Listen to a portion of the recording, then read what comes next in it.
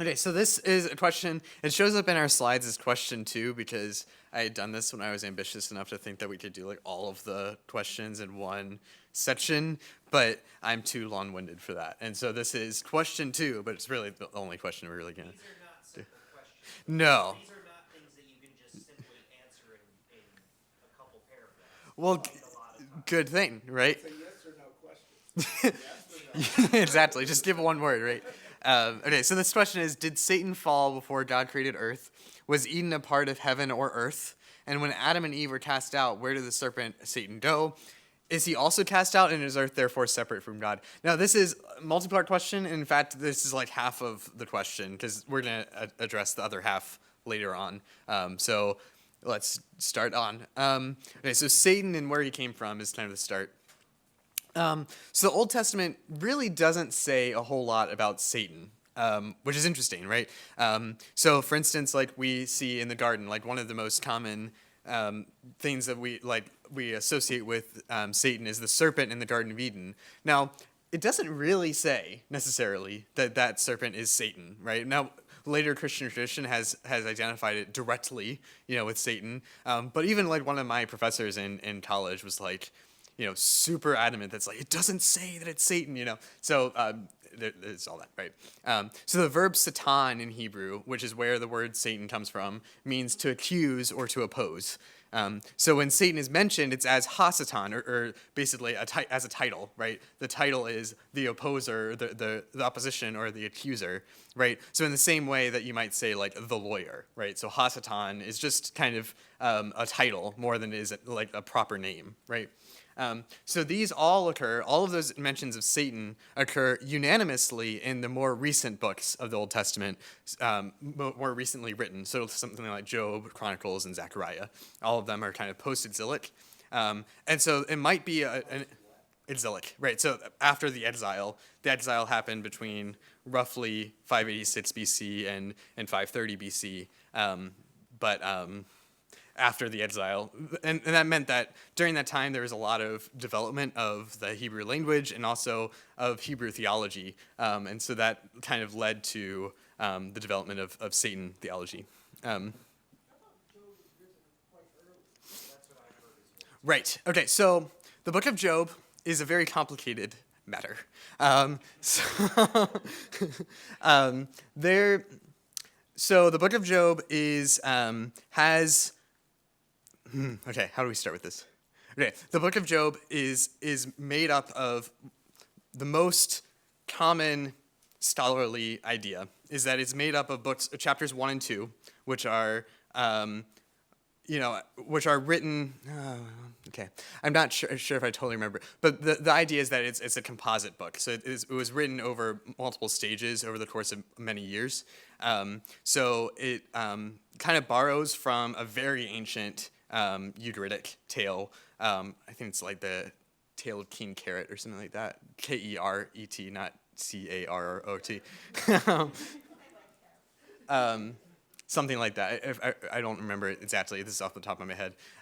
But that parts of it were the Hebrew of it is like notably much later, right? So in fact, most of the book, the Hebrew of it is much later. In the same way that you might notice, like by reading modern English, where people are saying things like skibbity and like yo, right, etc., right, slang, and then you compare that to like the English of Beowulf, and you're like, okay, well that's clearly much earlier English, right? In the same way, they kind of do that same thing with Hebrew, and it's not like an exact science of exactly when it was written, but generally speaking, that makes much of it much later. So there's parts of it that probably were very ancient, especially that I think chapters 1 and 2 and 42 are considered to be very old, and then they inserted chapters like 3 to 41-ish.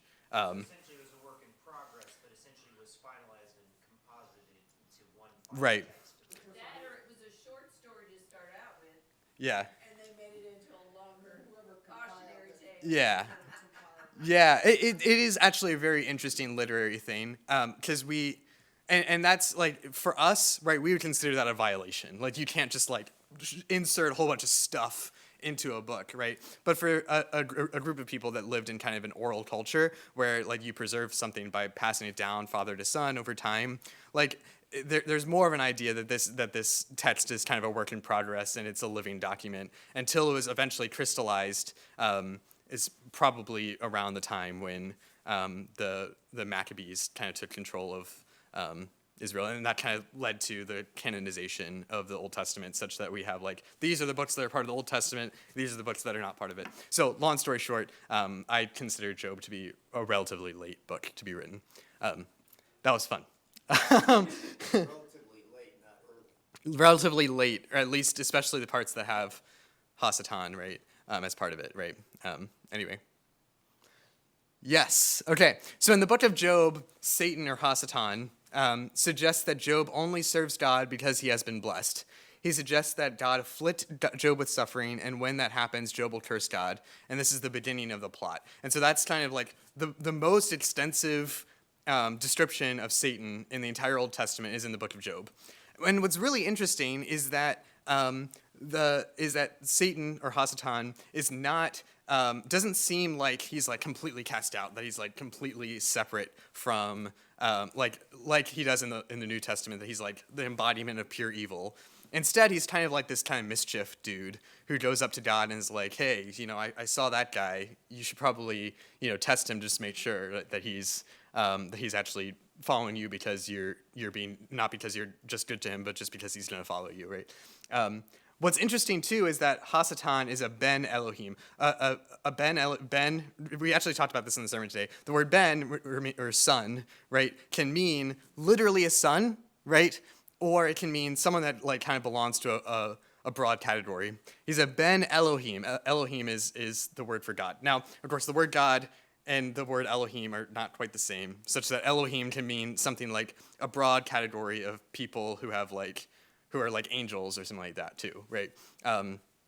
So he's a member of the divine court. So there's this group of people who like advise God on how to like deal with the world, right? Again, really weird, right, for us to think of that. But if you read, it's a book called The Unseen Realm by Michael Heiser. He's a scholar really good scholar who did a whole like series of research on demonology in the Old Testament, and I think that would be really eye-opening if you read that. So, somebody read the first one. Then Satan stood.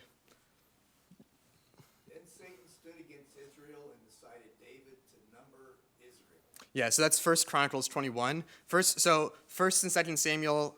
So basically, 1 and 2 Samuel and 1 and 2 Kings are kind of the story of the kings of Israel. And 1 and 2 Chronicles kind of tell that same story just from a different perspective, and partially because the books of Chronicles were written after the exile, whereas before the exile, we had 1st, 2nd Kings, 1st and Samuel.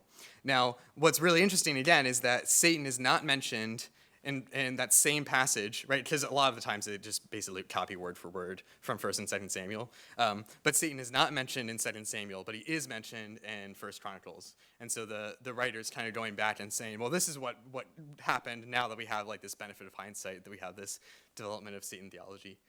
Somebody want to read that Zechariah passage? Then he showed me Joshua, the high priest, standing before the angel of the Lord, and Satan standing at his right hand to accuse him. And the Lord said to Satan, "The Lord rebuke you, O Satan. The Lord who has chosen Jerusalem rebuke you. Is not this a brand plucked from the fire?" Yeah, can anyone guess the word for accuse in Hebrew there? Satan, you're right, yeah, to accuse. So the accuser, Hasatan, went and accused, right? So that's just what he does. Like he goes and says, like, actually, right, this guy isn't so good. You should like do something about that guy. He's not so good, right? And then God comes back and is like, actually, no, Joshua is good because I've saved him, right? Something like that. Okay, there's one disputed passage. This is the source of a lot of our theology of Satan, but in my opinion, it actually says nothing about Satan. Can somebody read just the first half on the left? How are you fallen from heaven? How you have fallen from heaven, O day stars, son of dawn. How you are cut down to the ground, who laid the nations low. You said in your heart, I will ascend to heaven above the stars of God. I will set my throne on high. I will sit on the mount of assembly in the far reaches of the north. I will ascend above the heights of the clouds. I will make myself like the Most High. But you are brought down to Sheol, to the far reaches of the pit. Okay, so this is Isaiah 14, and a lot of interpreters have said, "Wow, this is just Satan." So he was a fallen angel. Basically, he was an angel, and he got super proud, and then he was cast down as part of that, right? And so that's where actually a lot of our ideas about Satan come from. Is from Isaiah 14, but. This is the beginning of that passage. When the Lord has given you rest from your pain and turmoil, from the hard service which you are made to serve, you will take up this taunt against the king of Babylon. So it's not talking about Satan. It's talking about the king of Babylon. This is us talking about how terrible the king of Babylon is and how much pleasure we're going to get when he finally faces humility because of all the evil things that he's done, right? Now, that's not to say necessarily that Satan isn't a fallen angel, but it is to say that passage, which is our primary biblical evidence for the idea that Satan is a fallen angel, just isn't talking about Satan. In fact, that's Daystar, son of dawn, is when it was translated from Hebrew into Latin for the Vulgate, which was roughly 300, 400 AD, that word was Lucifer. And so that's where we get Lucifer from. What, Daystar? Yeah, son of dawn. Daystar. So Luce in Latin means light, and so Lucifer leads to that. Why are they calling the king of Babylon? How do you fall from heaven? Well, Nebuchadnezzar went, right? He got too proud and Yeah, and Daniel he did. What was he doing in heaven that he fell from? I think it's like poetic hyperbole, right? Like, oh, you thought that you were this high, but actually you're all the way down here, which is like one of their favorite things to do in Hebrew poetry is a hard reversal, right? Yeah, go ahead. Petty, you had a question? No, I started saying, that's what I was thinking, it's like, wow, you think you're up here, Yeah. you're the pinnacle of, Right. of all, we're all gonna, and yet, just wait. Yeah, right, and it also there's some sense they can make of it because like the Babylonian kings considered themselves like kind of pseudo divine, right? Like not quite gods, but definitely more than humans. For instance, like the prototypical Mesopotamian king was Gilgamesh, who was 2/3 god, 1/3 human. And so this idea that like you have fallen from heaven kind of really fits together with that idea. This guy thought he was a god, but actually he's gonna fall all the way down here. In conclusion about the Old Testament mentions, because we've gone through every mention of Satan in the Old Testament. The Old Testament just simply does not have a very well-developed theology explanation of who Satan is and where he came from. But by the time of the New Testament, however, Satan is everywhere. So what changed, can you guess, between the Old Testament and the New Testament? Jesus' knowledge of him, that's the only. Could be, yeah. But then, like, Jesus talks about Satan as if everyone knows, like everyone knows this about Satan. He doesn't like have to explain, okay, well, this is this guy named Satan, and this is, well,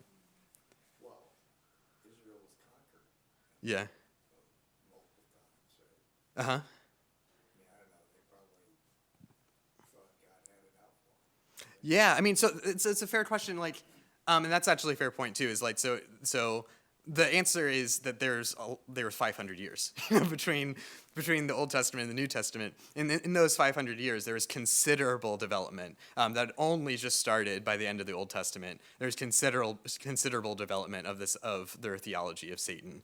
And we're going to go into some of those texts that they had. But you're right. There is actually one really strong theory that was a result of Persian influence. That the Israel was conquered by the Persians, and the Persians believed in Zoroastrianism. And part of Zoroastrianism is the idea that there's like there's basically two gods that are roughly equally powerful. There's a really good god, and then there's a really evil god, right? And that they're like kind of embodiments of good, embodiment of evil, and they're like pushing against each other. And one theory is that the development of Satan theology partially came from that, except that Jews, in coming into contact with that Persian influence, believed that they weren't equally powerful. That Yahweh was actually much more powerful, and he only allowed Satan to exist on his own pleasure. Right? Good. Okay, the Testament of Moses, which is a book from this time between the Old Testament and the New Testament, which is mostly lost, but some manuscripts do survive. Satan argues that Moses' body did not deserve an honorable burial because he was a murderer. So Satan comes up and is like, this Moses guy, he actually killed somebody, so that's pretty bad. So we should not give him an honorable burial. He doesn't deserve it. But we know by the end of the Torah that he does get one. So Michael, an angel, rebukes Satan. Somebody read Jude 9. But when the archangel Michael, contending with the devil, was disputing about the body of Moses, he did not presume to pronounce a blasphemous judgment, but said, "The Lord rebuke you." Yeah, any idea, like, where does that come from? Like, Jude is referencing this thing as if it was from Scripture, but what is he referencing? The Testament of Moses, right? And so he's not necessarily referencing the Old Testament. He's referencing this popular writing that was around at the time. So this idea of, I mentioned Persian influence. Beginning the intertestamental period, this idea of demonology became much more apparent, right?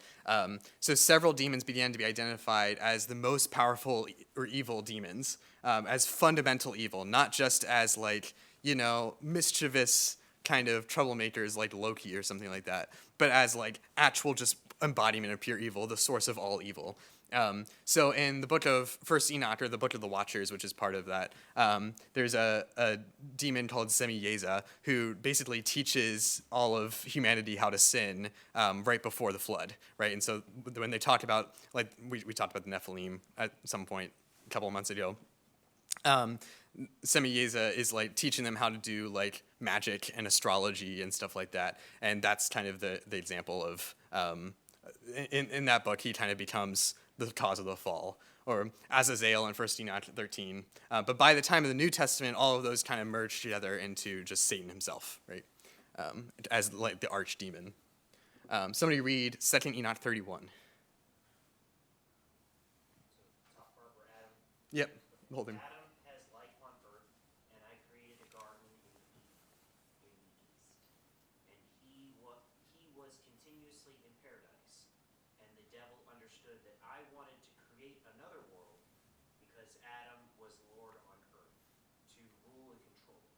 The devil is the evil spirit of the low places. As a fugitive, he made Sotana from the heavens as his name was Satanel. Thus he became different from the angels. Yeah, so notice this idea that this demon, who they call Sataniel, which is the accuser of God, right? Sataniel. It's the same thing as Satan, except they just added a little bit of extra, right?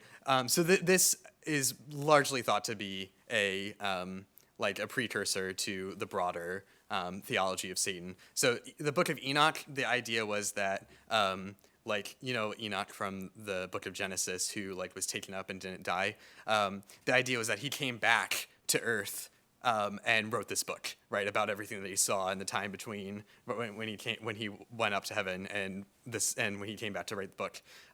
And so the books of Enoch are kind of purportedly by that same Enoch. And so this is an example of kind of one of the earliest times that Satan is identified as a fallen angel. So Satan as the serpent, specifically the serpent in the book of Genesis and the Garden of Eden. This is Wisdom of Solomon. I think it's actually part of the Catholic canon, but it's not part of our canon. For God created us for incorruption and made us in the image of his own eternity. But through the devil's envy, death entered the world, and those who belonged to his company experienced it. So notice, right, the devil's envy, right, kind of sounds like a fallen angel. Death entered the world because of, as a serpent, right? Doesn't necessarily directly say that the Satan is the serpent, but this is probably some of the best evidence that we have from the intertestamental period that was a belief by the time of Jesus. Yeah, that's part of the Deuterocanon, and Paul if you read Romans 1:18-32, and then you read Wisdom of Solomon, you'll recognize that clearly Paul was referencing Wisdom of Solomon. So it was at least well known enough that Paul knew it, right? So in conclusion, the theology of Satan was developed a lot in the intertestamental period. He became known as the archdemon, identified with the serpent, and perhaps even seen as a fallen angel. In later Christian tradition, it became necessary to explain how God can create the world good, and yet Satan exists. So this was basically when Christianity spread to the Greek world. Well, the Greeks had their own way of thinking about stuff, and one of their ways of thinking about stuff is that like if you read like Aristotle or Plato, it's like they're obsessed with like the substance of something, like getting down to like the nitty gritty of like what really is a chair. You know, like is this a chair? Well, I can sit on like that, so that's still a chair. But is that more of a chair, or is that still a chair? And so they have like this idea of like forms, right? Like the Platonic ideal of a chair is like that, right? Whereas that is like kind of like a chair, but only gets the idea of it being a chair from that chair. So they had kind of their own like cultural way of thinking about things. And when Christianity spread to the Greeks, they had to start explaining things in terms that the Greeks could understand, right? So it became necessary to, like, the Hebrews didn't really ask the question, okay, God created the world good, and yet there is Satan. So how can both of those things be true at the same time? So as Christianity spread to these people, that question had to be answered, right? That they believe that evil has no substance of its own, right? Like the only thing that, like for instance, right? What's an example? I can like lie. I can tell a really, really good lie, right? And that's evil. But I can only get that I can only tell that lie well if I'm really clever. And so being clever is good, but lying is bad.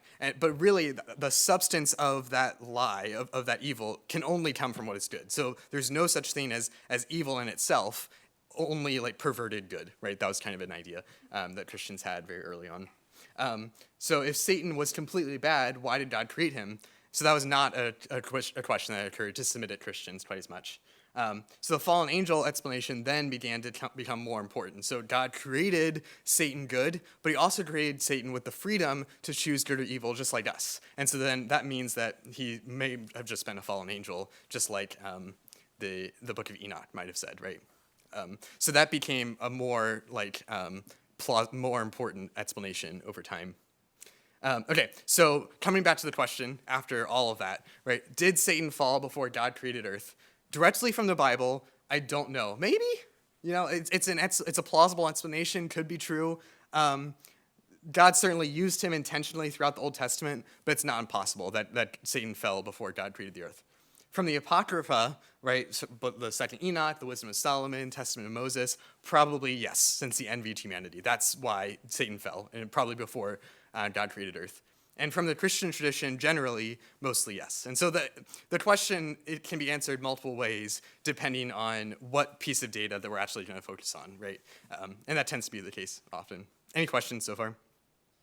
So do you think that the Greeks kind of viewed Satan as almost how they viewed the Greek gods, which then influenced the Roman gods, which was they were basically very, very powerful, and they would come in and influence humans for their own pleasure. You know, it wasn't that That they could be good, but. yeah, then they could then be you do They had their good own things, but motives. they They could were also not say, divinely. let's do this. You know? Right. And they'd come in and take women away and Yeah. do whatever they wanted with them. And So basically, yeah, that Satan is just selfish. almost Yeah, like good. Satan has become the Christian embodiment of the way they viewed the Greek gods, which, if you had a really, I have a very difficult time understanding people who are Indian, Mhm. who've been raised in this culture,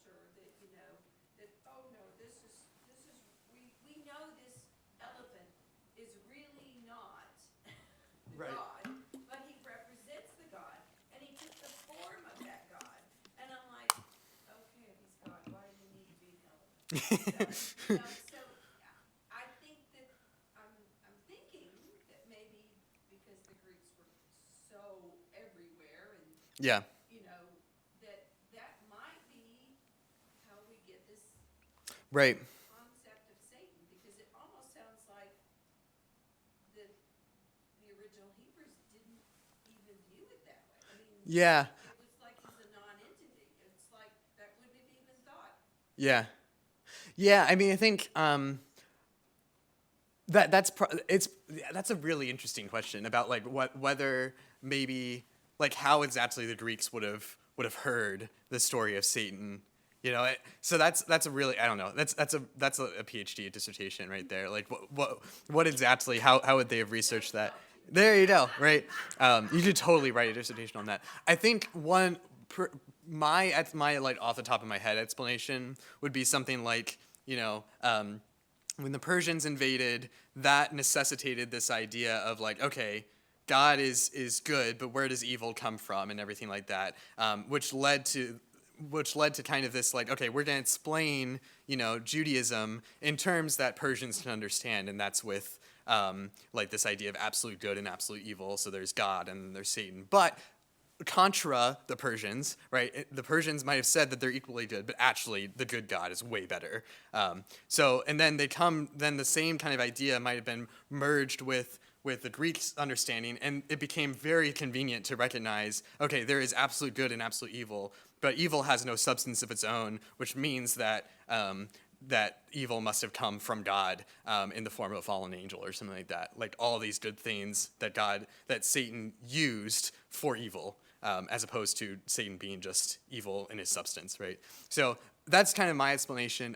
But it'd be really interesting to see like how like that's called reception history, right? How the same thing would be received by different people. That's really fun. Okay, go ahead. When I hear, I've always believed in that there's a being and that there are Satan and demons and stuff, because Jesus spoke about it. But I'm wondering if just the whole idea of evil being apart from humans, we just can't get our head around the fact that humans can be as evil as we can be. Mm-hmm. And so it's easier for us to say that we were influenced Right. by someone outside of The devil ourselves. made us do it. The devil made us do it, yeah. And whether that really does come from within, to me, it's okay to live with the mystery. Right, right. Understand it, but I can see where it would be very handy Mhm. to blame something else for the wrong that you Right, right. Flip Wilson thought so. So Flip Wilson thought so. Yeah, it's definitely an interesting thought. Yeah, for sure. Okay. When Adam and Eve were cast out, where did the serpent / Satan go? Okay, so immediately, no idea, but he wanders to and fro on earth as an accuser, as Job says. He's a tempter, perhaps causes illnesses. He's up to no good. So that's where Satan went. Perhaps like in a spiritual form, right? Kind of went out of the serpent or something. I don't know. Interesting. So from the Bible, we don't really know. But we know that eventually he will be punished and destroyed in a lake of fire. So that's Matthew 25 and Revelation 20. Notably, of course, they're drawing from the book of 1 Enoch, right? This idea of Satan being punished in a lake of fire. The first time that's referenced is in 1 Enoch 54. That's fun. Yeah. Mm-hmm. Very cool. Okay. Or is the story of Eden, this is the second part of the question, a metaphor for spiritual versus physical? As in, when we are in spirit, we are with God, but when we put on fig leaves, or in other words, bodies, we are separated, or at least see ourselves as separated. Again, really deep questions, right? Good. Okay, my answer to this is that this is an excellent Platonic reading. So Platonism, as we talked about a couple weeks ago, is the idea that the body is trapped in the soul. The goal of life is to train the soul to exist without the body, out of the form, right? We remember we were talking about like the form of a chair versus the form versus like the accidents of a chair, right? The form of a chair is this, but this is like kind of a perverted chair, something like that, right? out of the form, so into the essence of what it means to be a human being is to be a soul, but we're just like in a dumb form for now, right? That's kind of the Platonic idea. Now, this is my belief, is that early Christian, and this is not unanimously held in the academy, is that early Christianity, with its emphasis on the resurrection, rejected this idea of Platonism. This is part of what made Christianity foolishness to the Greeks. So the idea that we are going to escape our body and go into our soul state, which is really what we're meant to do, I think is kind of a merging of the Christian gospel with this idea of Platonism. Whereas the Christian gospel, I believe, says that our bodies are actually a good thing, that they're meant to enhance our relationship with God. Now, people disagree with me. I meant to include another slide in here, but there's a book called Interpreting Scripture with the Great Tradition. I think his last name is Carter, and he makes the argument that basically Christianity was meant to come to the Greeks first, because then we were meant to understand Christianity through Platonism. So that was like part of God's providence that would happen. Whereas I believe that Christianity came to the Greeks first because it was just the closest people that were there, and that we have to do that with every culture that we come into contact with, is explain Christianity in a way that those people would understand, and that's just what they were doing with Greek. Why didn't it come under Alexander the Great as opposed to the Roman?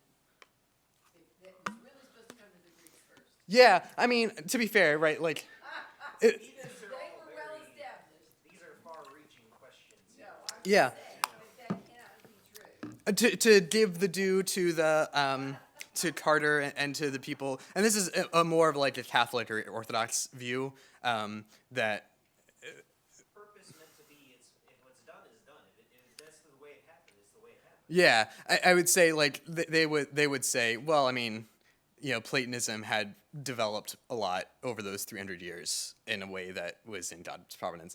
But the problem is, of course, like you can just like apply that to any historical thing. It's like, well, that was what was meant to happen, and so this is the only thing that can happen, and so I'm just not totally convinced. You're blurring the lines. You're definitely extending it far beyond what that. Right, You right. gotta see it as, ultimately, if the truth is what it is what it is. It's Right. exactly as it happens. So. Yeah, and so I don't believe that we need to read the Bible through Platonism, but there are people who disagree with me, and I disagree with them. So is Eden a real place? So it says in Genesis 2:10, a river flowed out of Eden to, this is part of the question, a river flowed out of Eden to water the garden, and there it divided and became 4 rivers. And the name of the 3rd river is the Tigris, which flows east of Assyria, and the 4th river is the Euphrates. And so those are references to actual real rivers. And so I would say that at least Genesis is meant to tell you, is meant to say that like this might have been a real place because it's referencing other real places geographically. But this idea of the soul-body dualism, which is kind of reflected here, this kind of hard distinction between the flesh or the body and the soul would have been foreign to the Old Testament. So that's like totally makes sense in a Platonic like philosophy. The idea that okay, we have a soul and we have a body. These are separate things, and your goal is to get out of the body and into the soul. This hard distinction would have actually been foreign to the Old Testament. So we have 2 words for soul in the Old Testament. One is nephesh. So it could be translated, if you're looking at the word soul or spirit in our Old Testament, it could either be translating the word nephesh or the word ruach. And both of those are also references to a part of your body, right? So the nephesh is your throat also. It's all your spirit, your soul, and your throat. And your ruach is your breath or your lungs or your spirit, right? And so note that like the idea of the spirit is already like deeply intertwined with the body in a Hebrew understanding. And the incarnation, I believe, is the ultimate evidence that God meant for us to live in a body. That it's not just like that we put on fig leaves and that's what we did. So Jesus took on flesh and he never gave it up. He ascended into heaven bodily, and somehow he still has one, right? That's kind of the interesting idea that happened in the Christian tradition is the belief that actually Jesus never stopped having a body when he ascended into heaven. So there's like paintings of Jesus like with his feet like hanging just above, just out of the sky, right? And that's the idea, right? Like Jesus still has a body, right? And he was always meant to have one, right? This means that you don't have to eliminate your body in order to have fellowship with God. Our bodies were made to enhance fellowship with God. The early Christian fathers, they were called the Cappadocian fathers. One of them, named Gregory of Nazianzus, came up with this really interesting and cool formulation that which is assumed is redeemed, and that which is not assumed is not redeemed. So if God didn't take on our full human nature in Jesus Christ, then our full human nature is not actually redeemed. Right? If Jesus didn't take on our brains, our souls, our every part of our physical bodies, then those things are not redeemed. And so the only way for God to have redeemed all of those things is to have become all of those things in Jesus Christ. But it's not as if we're going to have the same bodies. Yes, and we'll talk about that. I think. Yep. Yes, we will talk about that in the next slide. Yeah, good. The goal of life, as we saw in the previous question, is not to escape the body, but for God to redeem it. Jesus rose from the dead with a body, but it was redeemed from death and all of its effects. God conquered even the natural world through the resurrection. So because Jesus took on a natural body, he not only took it on, but he redeemed it. He gave it a new nature. Somebody read 1 Corinthians 15. What is sown is perishable, what is raised is imperishable. It is sown in dishonor, it is raised in glory. It is sown in weakness, it is raised in power. It is sown a natural body, it is raised a spiritual body. If there is a natural body, there is also a spiritual body. Yeah, so Paul takes this metaphor of okay, when you put a seed in the ground, the seed is completely different from a plant, right? You look at a tomato seed, and you would never expect a tomato plant to come out of that, right? Because basically, when you sow a tomato seed, it has to die in order to become a tomato plant, right? In the same way, we have to die in order to become our true selves, our spiritual, to have our spiritual bodies. But we still would have bodies, right? That's kind of the kind of scandal to the Greeks at this time, right? Now, Paul speaks a lot about being in the spirit versus being in the flesh. And that's something that leads a lot of people to think, okay, that means that we need to escape our bodies, just like Plato said. Now, the difference between living with a body isn't between living with a body versus living without a body. It's between living under the old reality before the resurrection with an old natural body and versus living in a new reality after the resurrection with a spiritual body, which has been given to us. So we live with a new nature, which is guided by the Spirit that raised Jesus from the dead. Good. Somebody read Deuteronomy 30.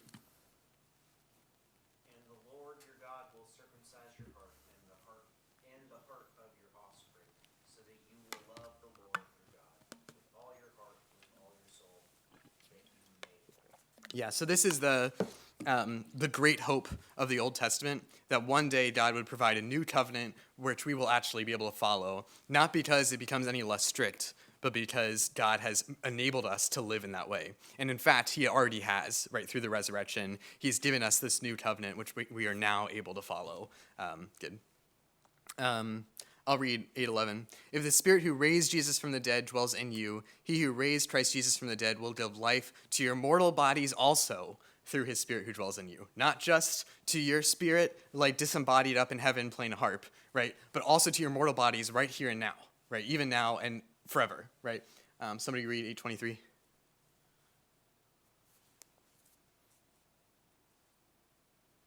And not only the creation, but we ourselves, who have the first fruits of the Spirit, groan inwardly as we wait eagerly for adoption as sons, the redemption of our bodies. Yeah, so the goal in the end is the redemption of our bodies, not for the destruction of our bodies. And note that we are kind of cast alongside creation, right? So creation itself, plants and nature and deer and antelope and hippos, right, are going to be redeemed, and so are we, and so are our own natural bodies. So the point isn't that we destroy our bodies, but that we receive redeemed bodies. And if Christ has been raised from the dead, redeemed bodies exist already, that we have started this process of having a redeemed body. So baptism is our death and our resurrection, right? We're sown into the ground just like we were taken under the water, and just like Jesus died, right? And we were raised from the dead. The plant is raised from the ground and has its own new life.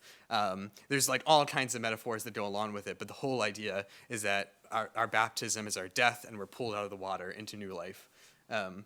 So the Spirit now gives us power over sin, and therefore the beginning of power over death, because sin and death are so deeply intertwined. And so finally, we wait for the resurrection and the redemption of our bodies, finally. So to answer the question, is the story of Eden a metaphor for spiritual versus physical? As in, we are in spirit, we are with God, but when we put on fit to leave our bodies, we are separated, or at least see ourselves as separated. The answer for me is that's a really cool and interesting reading, but I don't think so. Any questions to finish off? So, I know that the concept of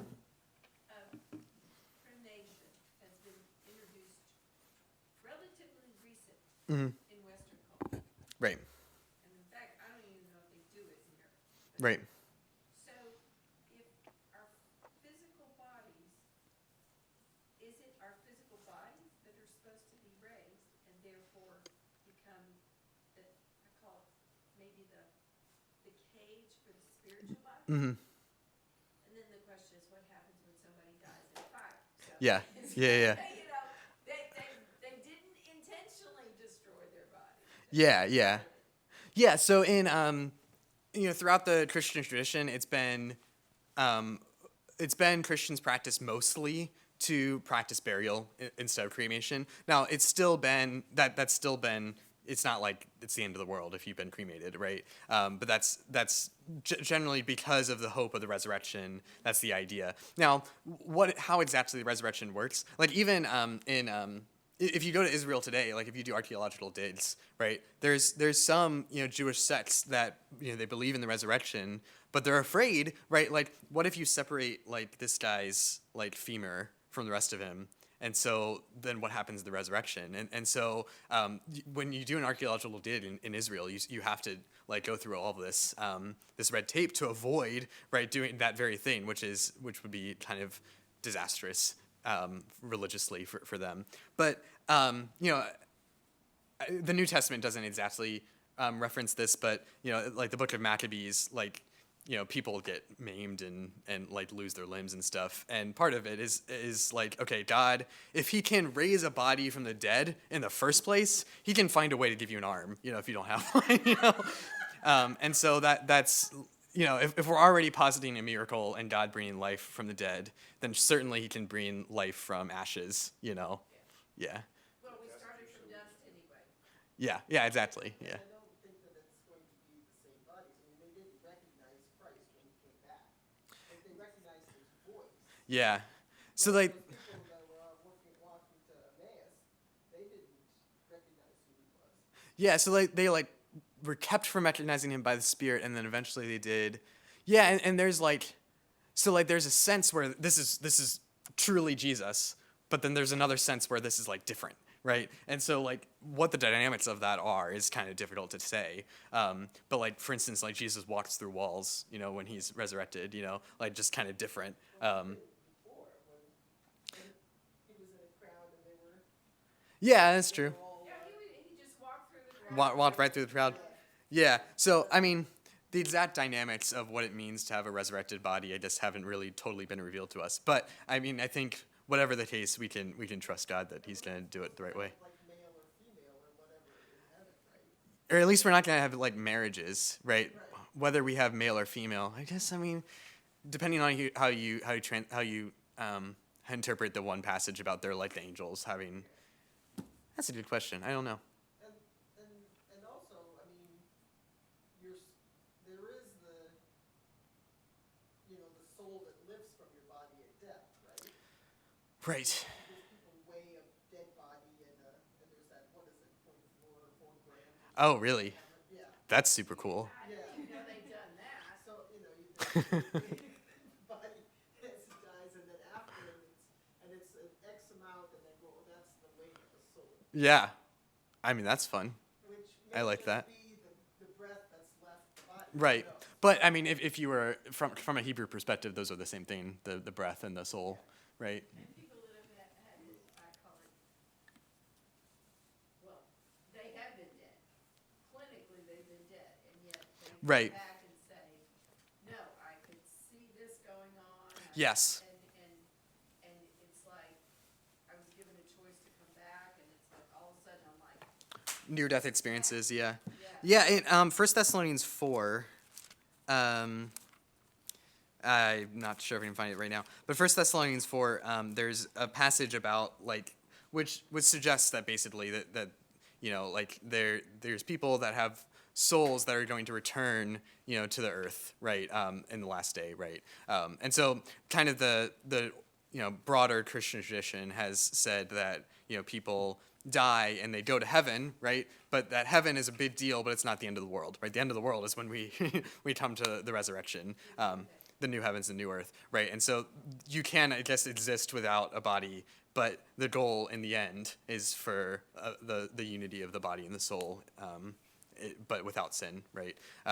So that's called the intermediate state. Now there's some Christians who believe in what they call soul sleep, which is the idea that, like, you die and then you're dead, but, like, you can't tell that there's any time that's passed between that time and, like, when you're raised from the dead, because, like, you're dead. So soul sleep is another idea that I would disagree with that, based on that same passage, 1 Thessalonians 4, but yeah. Yeah, that's another really good evidence. Now, of course, if you believed in soul sleep, you would say something like, well, it's today, because, like, I mean, you're not going to tell the difference between, but I would say today you'll be with me in paradise is another good argument against that. Any other questions? It's been a deep one. Yeah, always fun, very fun.